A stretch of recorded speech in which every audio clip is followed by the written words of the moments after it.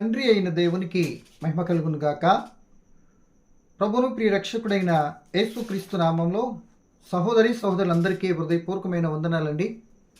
మంచిదండి, చిన్న ప్రార్థన చేసుకుని కార్యక్రమం మనం ప్రారంభించుకుందామండి.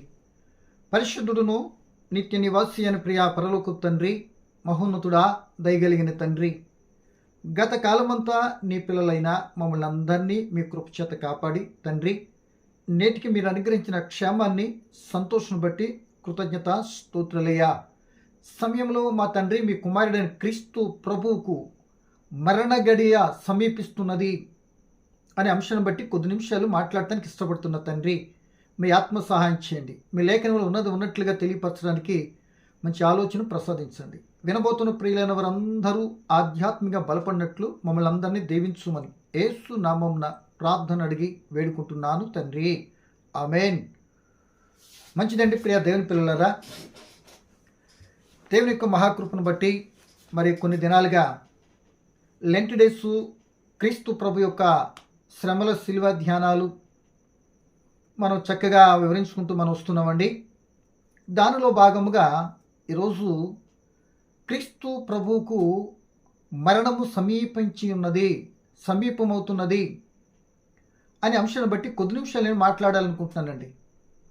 ఈ మాటకి ఎందుకు మాట్లాడుతున్నానంటే, గత వీడియోలో కొన్ని విషయాలు జ్ఞాపకం చేశానండి. యేసు ప్రభుని ఎన్నో రకాలుగా చంప ప్రయత్నం చేస్తున్నారు. బంధువులు కానీ, లేకపోతే మతాధికారులు కానీ, ఆనాటి రాజకీయ నాయకులు కానీ. ఈ యొక్క మతాధికారులు అయితే ధర్మశాస్త్రాన్ని మీరుతున్నాడని, మరి ఏదో నేను దేవుని కుమారుని చెప్పుకుంటున్నాడని ఎన్నో పరిస్థితుల్లో యేసు ప్రభుని మొత్తం మీద చంపాలి అని ఒక ప్లానెడ్గా వారు అవకాశం కొరకు ఎదురు చూస్తున్నట్లుగా మాకు మీకు చెప్పడం జరిగింది. అది కూడా ఎందుకు జరుగుతుందంటే, దుష్టుడు డైరెక్ట్గా శోధించిన తర్వాత ఇక ఏడవలేక ఇండైరెక్ట్ వేలో శోధిస్తూ ఏ రూపాన్నైతేనే యేసు ప్రభుని చంపేయాలి అన్న కాన్సెప్ట్తో వాళ్ళు ఎన్నో రకాల ప్లాన్లు ఇస్తున్నట్లుగా లేఖనాల్లో మనకు కనబడతాయండి. ఆ భాగాన్ని నేను జ్ఞాపకం చేసుకుని యేసు ప్రభు సమయం అయ్యేంత వరకు, ఆ గడియ వచ్చేంత వరకు కూడా ఎవరు ఆయన చంపలేరు. యేసును చంపేటప్పుడు దమ్ము, ధైర్యం, అధికారం ఎవరికి కూడా లేదు. ఆయన మరణించటానికే వచ్చాడు కనుక ఒకనొక టైం ఉంది, తప్పనిసరిగా ఆయన మరణించి ఆ సర్వమానవాళి పాప పరిహారార్థమై, విమోచనార్థమై తప్పనిసరి ఒక రోజున చనిపోతాడు. ఆయన చనిపోవటానికే పుట్టాడు కనుక ఈలోపు తొందరపాటుగా దుష్టుడు ఏం చేస్తున్నాడంటే, ఏదో రకంగా చంపాలి అని ప్లాన్ చేస్తున్నాడు. అంటే నీకు నువ్వు చనిపోయే టైం రాకపోయినా చంపేయాలని ప్రయత్నాలు చేసిన యేసు ప్రభుల వారు మాత్రం ఆ దుష్టుడికి దొరకలేదు, ప్లస్ ఆయన చంపలేకపోయారు.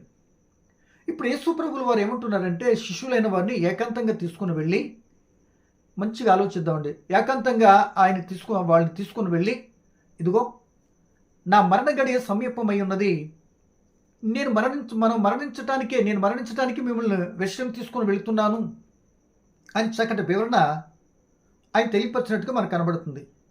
ఆ వివరణ కూడా ఏముంది, ఇదిగో మన విషయం వెళ్తాము, మనుష్య కుమారుడు మరి ఆ మతాధికారులకు అప్పగించబడతారు, వాళ్ళు ఏం చేస్తారంటే చంపడానికి తీర్మానిస్తారు, మరలా తీసుకుని వెళ్ళి అన్యులకు అప్పగిస్తారు, ఆయనను చంపేస్తారు, సమాధి చేయబడతాడు, 3వ దినం తిరిగి లేస్తాడు అని ఆయన గురించి చెప్పబడిన ప్రవచనాన్ని వివరణాత్మకంగా శిష్యులకు వివరిస్తున్నట్లుగా లేఖనం మనకు కనబడుతుంది.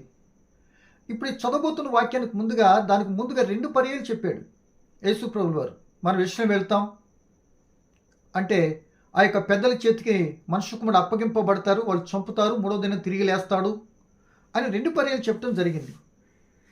సో దాంట్లో ఇది చివరిగా ఈ మాట చెప్తున్నాడు. ఆ వాక్య భాగం చదువుకుందాం. చూడు, మత్తయి రాసిన సువార్త మరి 20వ అధ్యాయము 17, 18, 19 వచ్చి నేను చదువుతున్నానండి. మత్తయి రాసిన సువార్త 20, 17, 18, 19 వచనాలు. యేసు యెరూషలేమునకు వెళ్ళనై ఉన్నప్పుడు ఆయన 12 మంది శిష్యులను ఏకాంతముగా తీసుకుని పోయి మార్గమందు వారితో ఇట్లనెను, ఇదిగో యెరూషలేమునకు వెళ్ళుచున్నాము, అక్కడ మనుష్య కుమారుడు ప్రధాన యాజకులకును శాస్త్రులకును అప్పగింపబడును. వారు ఆయనను మరణశిక్ష విధించి ఆయనను అపహసించుటకును కొరడాలతో కొట్టుటకును సిలువ వేయుటకును అన్యజనులకు ఆయనను అప్పగింతురు. 3వ దినమున ఆయన మరలా లేచును అని ఇక్కడ వ్రాయబడి ఉంది. మరి లోకసువార్తలు కూడా ఆ మాట కూడా చదివితే, లోకసువార్త 18:31 చదివితే అక్కడ కూడా ఇదే మాటను ఇంకొంత వివరణంగా కొన్ని 1-2 మాటలు యాడ్ చేసినట్టుగా మనకు కనపడుతుందండి. లోకసువార్త 18:31 ఆ మాట కూడా మనం చదువుకుందామండి. ఆయన తన 12 మంది శిష్యులను పిలిచి, ఇదిగో యెరూషలేమునకు వెళ్ళుచున్నాము, మనుష్య కుమారుని గూర్చి ప్రవక్తల చేత వ్రాయబడిన మాటలన్నీ నెరవేర్చబడును. ఆయన అన్యజనులకు అప్పగింపబడును. వారు ఆయనను అపహసించి అవమానపరిచి ఆయన ఉమ్మువేసి ఆయన కొరడాలతో కొట్టి చంపుదురు.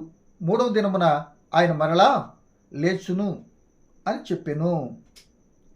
వారు ఈ మాటలు ఒక్కటైనా గ్రహింపలేదు గనుక, ఈ సంగతి వారికి మరుగు చేయబడిన గనుక ఆయన చెప్పిన సంగతుల్లో వారికి బోధపడలేదు. యేసుప్రభు చెప్పిన వీళ్ళకి బోధపడలేదు.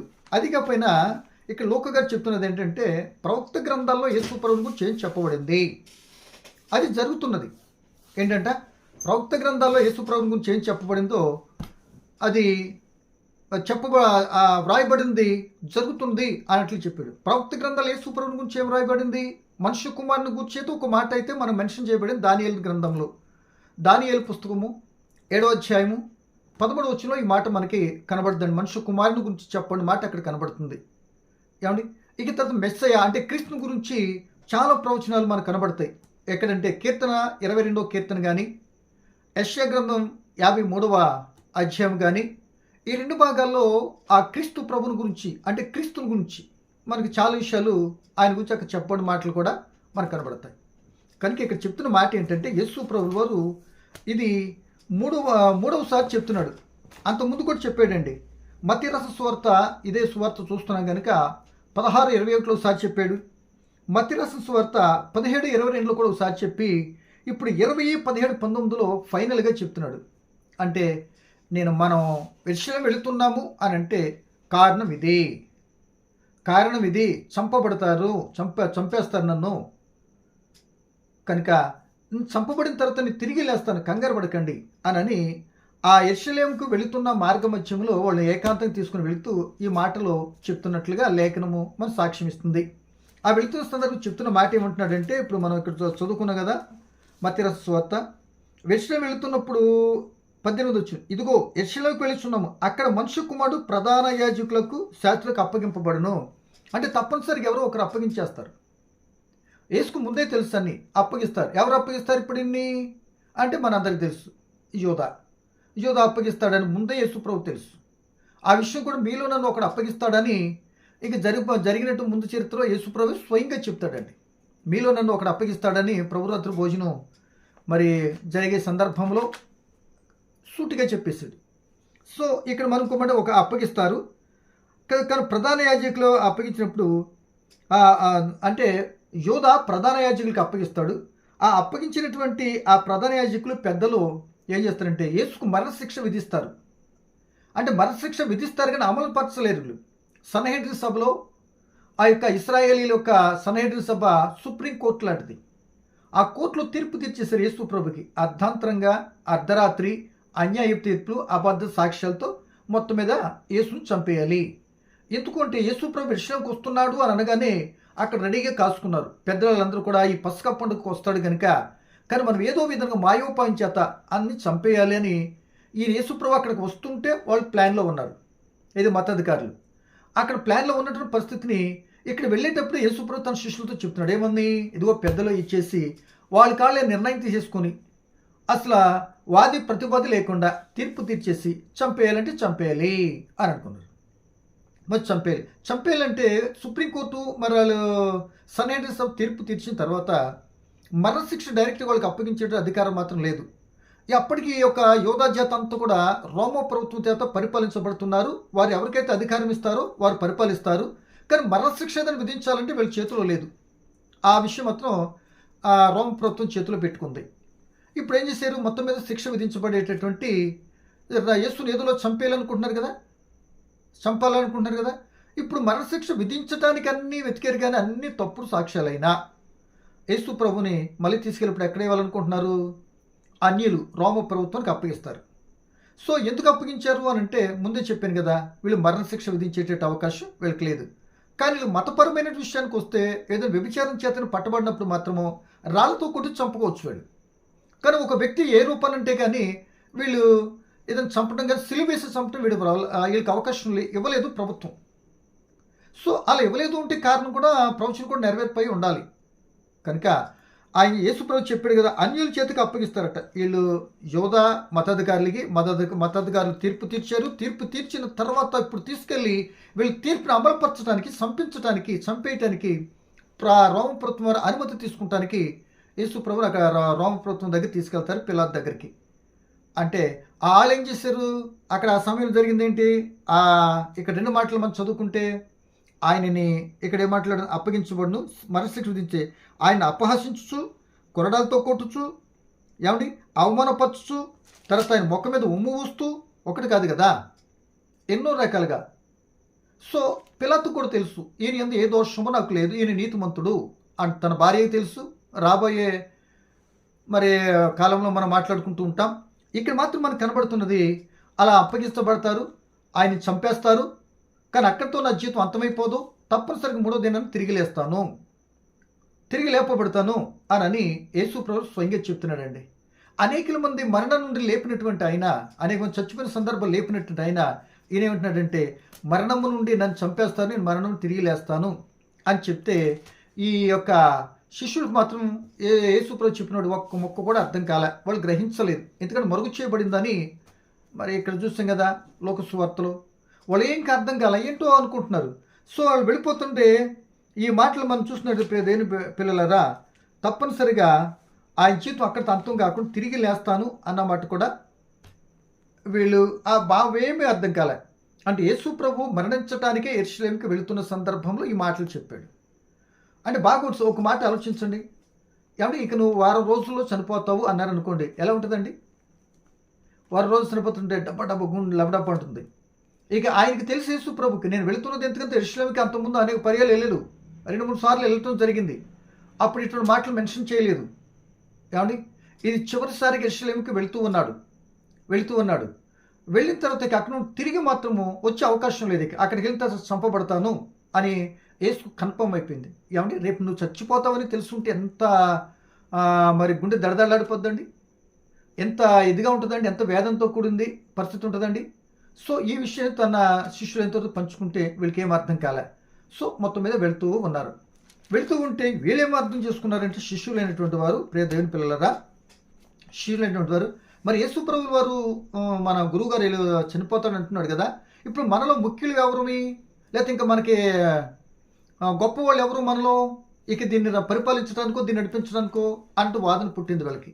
ఈ సందర్భంలో 20వ అధ్యాయం 20వ వచనం ఏమంటున్నాడంటే, జెబెదయి కుమారుల యొక్క తల్లి యేసు వద్దకు వచ్చి ఒక నమస్కారం చేసి ఒక విన్నపం చేసింది. ఎవరికి? యోహానుకి, యాకోబుకి. వాళ్ళ కుమారులు జెబెదయి తల్లిగారు వచ్చి యేసుతో మాట్లాడుతుంది. ఈయనేమో మరణం సమీపమైంది, యెరూషలేముకి వెళ్ళటానికి ప్రయాణంలో ఈయన ఉన్నారు. ఈ మధ్యలో ఈ స్టోరీ జరిగింది. ఏది? ఆ జెబెదయి తల్లి వచ్చి అడిగేటప్పుడు యేసు అన్నాడు, యేసుని అడిగింది ఏంటంటే, అయ్యా మరి నా పిల్లలు ఇరువురు నీ కొలువులో ఉన్నారు కదా, నా పిల్లలు ఇరువురికి నీ రైట్ సైడ్ లెఫ్ట్ సైడ్ మొత్తం మీద ఏదో పదవి ఇచ్చే, హోంశాఖ ఆర్థిక శాఖ ఇచ్చే, శుభ్రంగా చూస్తారు అన్నట్టుగా అప్లికేషన్ పెట్టింది. ఒక తల్లి తన బిడ్డలకు ఉన్నత దశలోనికి చూడమని తప్పు కాదు, కానీ ఆయన ఏ స్థితిలో ఉన్నాడో, అసలు అది ఎవరికి ఇవ్వబడుతుందో, ఆయన ఇస్తాడో లేదో అనేది మాత్రం ఆ తల్లికి అర్థం కాల. అప్పుడు యేసుప్రభు అన్నారు, అమ్మ నువ్వేం అడుగుతున్నావు, నీకు అర్థమవుతుందా అని అంటే, మొత్తం మీద ఏ రూపనంటే కానీ వాళ్ళకి అది రాదమ్మా, నా చేతిలో లేదు, ఇది తండ్రి చేతిలో ఉంది అన్నాడు. అన్నట్టుగా వీళ్ళు ఏమైపోయారు తెలుసు, ఎదురికి వెళ్ళేటప్పటికి అపోస్తులకు 12వ అధ్యాయంలో ఆయన కొడుకు యాకోబు ఖడ్గం చేత చంపబడతాడు. ఇక ప్రకటన గ్రంథానికి వెళ్ళేటప్పటికి యోహాను గారు అందరిలో ఆఖరిగా చనిపోయినటువంటి వాడు, ఆ వృద్ధాప్య దశనందు ఎన్నో శ్రమలు పడి ఆయన చనిపోయాడు. అంటే బాప్తిసంలో పొందుతానికైతే మీరు ఇష్టపడుతుంది కదా, ఓకే పొందుతారు మీరు, కానీ నాకు కుడి చేతి పక్కన ఎడమ చేతి పక్కన కూర్చోబెట్టి నా చేతిలో లేదు అంటాడు. కనుక ఈ సమయం బట్టి మనం ఏం ఆలోచిస్తున్నామంటే యేసు ప్రభులు మరణాన్ని వెతుక్కుంటూ అక్కడ విషయం చంపడానికి వాళ్ళు ప్లాన్ల మీద ప్లాన్లు ఉన్నారు. ఈయన మరణాన్ని వెతుక్కుంటూ వెళుతుంటే ఆ యొక్క అప్పగించే వాళ్ళు ఎలా ఉండి ఎలా జరుగుతుంది అన్నీ చెప్తూ నేను చనిపోయి తిరిగి అతను చెప్పి నడుస్తూ ఉంటే ఇదిగో ఈ తల్లిగారు వచ్చి మాట్లాడింది నాకు తెలియదు అన్నాడు. సో అలా కిందకు వచ్చిన తర్వాత ప్రియ దేవుని పిల్లలరా మీరు గమనించినట్లయితే ఇక ఈ భాగాన్ని బట్టి మనం చూస్తే ఇక చాలా పర్యాయాలు యేసు ప్రభువుని ఎన్నో రకాలుగా మరి చంపే ప్రయత్నం దుష్టుడు ఎన్నో రకాలుగా చేసుకుంటూ వచ్చాడు. కానీ ఆయన మరణ సమయము ఆసన్నమైనది కనుక యేసే స్వయంగా చెప్పేస్తున్నాడు, నేను చనిపోతా అని యేసు ప్రభుల వారే ప్రియ దేవుని బిడ్డలారా స్వయంగా చెప్తున్నట్లుగా మనకు కనబడుతుంది. కనుక ఈ సమయంలో వీళ్ళు ఏమంటున్నారంటే మాకు ఆ తల్లి వచ్చి ఈ కుడిపక్కన ఎడపక్కన నన్ను అడుగుతుంది, కానీ యేసు ప్రభు 12 మందికి ఏం వాగ్దానం చేస్తాడో తెలుసండి, ఆ తల్లికి తెలియదు. సో ఏం అడుగుతున్నామో ఒకసారి మనకి తెలియదండి. అలా వెళ్తూ ఉన్న ఏం వాగ్దానం చేస్తాడంటే 12 మందికి మత్తయి సువార్త 19వ అధ్యాయము 28వ వచనంలో ఏమంటాడంటే ప్రియ దేవుని పిల్లల నేను చదువుతున్నాను చూడండి. యేసు వారితో ఇట్లెన్ను, ప్రపంచ పునర్జన్మందు మనుష్య కుమారుడు తన మహిమగల సింహాసనం మీద ఆసీనుడై ఉండినప్పుడు నన్ను వెంబడించు మీరును 12 సింహాసనం మీద ఆసీనులై ఇశ్రాయేలు 12 గోత్రములకు తీర్పు తీర్చుదురు. ఆల్రెడీ సింహాసనం అరేంజ్ చేస్తాడు యేసు ప్రభుల వారు. ఈ విషయం తల్లికి తెలియదు. ఆయన మరణానికి సమీపమైపోయింది. ఇక ఆయన చేయవలసిన పని ఫుల్ఫిల్ అవుతుంది, దగ్గరకు వచ్చేసింది. చేయవలసిన ఆశ్చర్యకార్యాలు ఎన్నో చేసుకుంటూ వచ్చాడు, ఎన్నో అవమానాలు నిందలు అండి ఎన్నో ఎదుర్కొంటూ వచ్చి ఇక ఆయన తెలిసిపోయింది. ఇక ఇప్పుడు చివరిసారికి యెరూషలేముకి వెళ్తున్నాడు. ఆ విషయంలో ఉన్న పర్సన్ అంతా కూడా చేయగలిగినంత చేసి ఆ యెరూషలేము వాళ్ళ చేత చంపబడతాను అన్న సంగతి తెలుసుండి మరణాన్ని వెతుకుంటూ యేసుప్రభు వెళ్తుంటే ఇదిగో ఈ సమస్య వచ్చింది. వీళ్ళకేమో యేసుప్రభు ఏమో సింహాసనాలు ఆల్రెడీ కేటాయించేసాడు ఏమండి. కనుక ఆ తల్లి తెలియకపోయేటప్పటికి నాకు తెలియదమ్మా అన్నాడు. మొత్తమే సైలెంట్ అయిపోయింది. అలా ముందుకు వెళ్తూ ఉంటే మీరు లోకసువార్త 18:35 చూస్తే అక్కడ ఎరుకో పట్టణం నుండి అక్కడికి వెళ్ళేటప్పటికి ఆ పట్టణం దాటుకుంటూ వెళ్ళేటప్పటికి అక్కడ బర్తిమయి అనేది గుడ్డి ఇద్దరని ఒక సువార్తలో ఒకరన్న ఒక సువార్తలో మనకు కనబడుతుంది. వాళ్ళు ఏం చేసింటారు సందర్భాన్ని బట్టి ప్రియమ దేవుని పిల్లలరా ఆ యేసు ప్రభు దాటిపోతున్నాడు అంటే ఎరుకో పట్టణాన్ని వెళుతూ ఉన్నాడు. ఆ దాటిపోతున్నాడని దావీదు కుమారుడా ఏంటంటే దావీదు కుమారుడా నన్ను కరుణించుమని కేకలు వేస్తాడండి. అది లోకసువార్త 18:35 నుండి మనం చదువుకుంటే మనకు అక్కడ కనబడుతుందండి. సరే మొత్తం మీద యేసు అది ఎందుకు కేకలు వేస్తున్నావని మరి ఉన్నటువంటి ఆ బృందం శిష్యురాలు అభ్యంతరపరిచిన ఆ యొక్క బర్తిమయి ఆ గుడ్డివాడు ఆ సౌండ్ విని యేసు దావీదు కుమారుడిని గట్టికరిస్తాడు. మొత్తం మీద ప్రయాణమై వెళ్తున్నటువంటి ప్రయాణం టక్మన్ బ్రేక్ అయ్యి యేసు ప్రభు దగ్గరకు వచ్చిన తర్వాత ఆయన అంటాడు, అసలు నేనేం చేయలేను, నీకేం కావాలి, ఏం చేయాలి నీకు అని అడిగినప్పుడు ఆ గుడ్డి బర్తిమయి అన్నదేంటో తెలుసా, అయ్యా నాకు చూపు ప్రసాదించండి అని అడిగాడు. ఎప్పుడైతే చూపు ప్రసాదించమని అడిగాడో కానీ నీ విశ్వాసం నిన్నేం చేస్తుంది, నీకు చూపు దయచేస్తుంది అన్నాడు. అన్నట్టుగా చూపు వచ్చింది. వారితో కలిసి ఆయన తింటూ విశ్రాంతికి వెళ్ళినట్లుగా మనకి భాగంలో కనబడుతుంది. ఆ మాట చదువుతుంది చూడండి ప్రియ దేవుని పిల్లలరా. అదే లోకసువార్త 18:40 చదువుతున్నానండి. 40 చదువుతున్నాను. అంతటా యేసు నిలిచి వారిని నా యొద్దకు తీసుకొని రమ్మనిను. వాడు దగ్గరకు వచ్చినప్పుడు ఆయన నీకు నేనేమి చేయగోర్చున్నావని అడగగా వాడు ప్రభువా చూపు పొందగోర్చున్నానని. యేసు చూపు పొందుము, నీ విశ్వాసం నేను స్వస్థపరిచిన వానితో చెప్పాను. వెంటనే వాడు చూపు పొంది దేవుని మహిమపరచుచు ఆయనను వెంబడించెను. ప్రజలందరూ అది చూసి దేవుని స్తోత్రం చేసిరి. కనుక ఇక్కడ మన అంటుంది ఏంటంటే ఆయన మరణించే పరిస్థితిలోకి వెళుతూ ఉంటుంటే ఆయన చనిపోతాను ఇది అనుకుని అక్కడ వెళ్తుంటేనేమో ఇదిగో జబదయ్య కుమారు తల్లి సలోమి గారు వచ్చేమో ఆ కొడుకులు పదవంటే సమాధానం చెప్పాడు. ఇంకా ఆయన బాధ మనసులో ఉండిపోయింది. శిష్యులు అర్థం చేసుకున్నటువంటి వాళ్ళు కాదు ఏమండి. అలా వెళ్తుంటే నేను ఇదిగో ఆయన ఎంతో బాధలో ఉన్నా సరే ఆ తోటి యొక్క బాధ పరిస్థితిని అర్థం చేసుకుని వారికి ఏం చేశారు, మేలు చేస్తూనే సమాధానం చెప్తూనే వెళ్తూనే ఉన్నాడు. ఈ గుడ్డివానికి కూడా లాస్ట్లో ఆ వెళ్తున్న సందర్భంలో ఆయన బాధతో వెళ్తున్నాడు, మరణించడానికి వెళ్తున్నాడు. అప్పుడు కూడా ఈయన ఏం చేశాడు, ఆ గొప్ప కార్యాన్ని తన మనసులో ఎంత బాధ ఉండి ఎదుటి వ్యక్తి యొక్క బాధ నుండి లేదా ఆ పరిస్థితి నుండి తప్పించినట్టుగా రక్షించడం వారికి కనబడుతుంది. ఇక అలాగ వెళ్తుంటే జరగబోయేది ఏంటో తెలుసా, యేసు ప్రభువును పట్టబడతాడు, ఏమంటే శిష్యులందరూ పారిపోతారు, ఇక అన్యాయ తీర్పు జరుగుతుంది. ఇక అన్యాయ తీర్పు అంటే ఇక ఎంత భయంకరంగా ఉంటుందంటే దేశ చరిత్రలో ఎప్పుడు కూడా అటువంటి తీర్పులు జరిగినట్లుగా అసలు చరిత్రలో లెక్కించబడినటువంటి తీర్పులు ఎప్పుడు అలాంటివి జరగలేదు. అటువంటి భయంకర తీర్పులకు ఆయన బలైపోతారు అన్న సంగతి మనకు తెలుసు. సో ఇక నేను ఆపడానికి ఇష్టపడుతున్నాను. కేవలం ఆయన మరణించటానికి వెళుతున్నాడు కనుక ఆ మరణించే సమయంలో 2 విషయాలు జరిగినాయి అని జ్ఞాపకం చేశానండి. దీన్ని బట్టి అంటే మరణము ఈ రోజు కాకపోయినా రేపైనా వస్తుంది. ఇప్పుడు కాకపోయినా మరో గంటకైనా చనిపోతాం, లేకపోతే 10 రోజుల తర్వాత చనిపోతాం. మరణం కన్ఫామ్. కానీ ఆ మరణాన్నే మనం వెతుక్కుంటూ వెళ్ళింది ఎవరైనా ఉన్నారంటే చరిత్రలో యేసు ప్రభువుల వారు ఒక్కరే కనపడుతున్నారు. ఆయనకి అర్థమైపోయింది, ఇప్పుడు నేను వెళ్ళేది మరణించడానికి కరెక్ట్ క్లియర్ కట్గా చెప్పేసాడు యేసు ప్రభువుల వారు. ఆయన తెలిసిపోయింది కనుక ఈ విషయం శిష్యులకు అర్థం కాలే. అయినా సరే తన పనిని తను చేసుకుంటానికి వాళ్ళు వెంబడించుకుంటూ వెళ్తే ఎప్పుడైతే యేసుప్రభు పట్టబడ్డారో వీళ్ళందరూ వెళ్ళిపోయారు. పట్టబడతారు, ఒకడు అప్పగిస్తాడు అన్నట్టుగానే అప్పగించారు. అన్నట్టుగానే ఆయన అవమానించటం, ఆయన అన్య తీర్పులు జరగటం అవన్నీ ముందుగానే మరణించటానికి ముందుగానే జరగబోయే హిస్టరీ అంతా కూడా యేసుప్రభు ముందే శిష్యులు తెలియపరిచాడు. వాళ్ళ చరిత్ర కూడా తెలుసుండి వాళ్ళు తనతోనే ఉంచుకున్నాడు. అంత జరగబోయేదంతా కూడా తెలిసి ప్రియ దేవుని పిల్లలారా దాన్ని అంతా కూడా భరించడానికి ఎంత సహనంతో ఎంతగా ఆయన ముందుకు వెళ్ళి మరణాన్ని వెతుకుంటూ వెళ్ళి ఆఖరికి ఆ కల్వరి శిలువలో మరణించినట్లుగా మనకు కనబడుతుంది.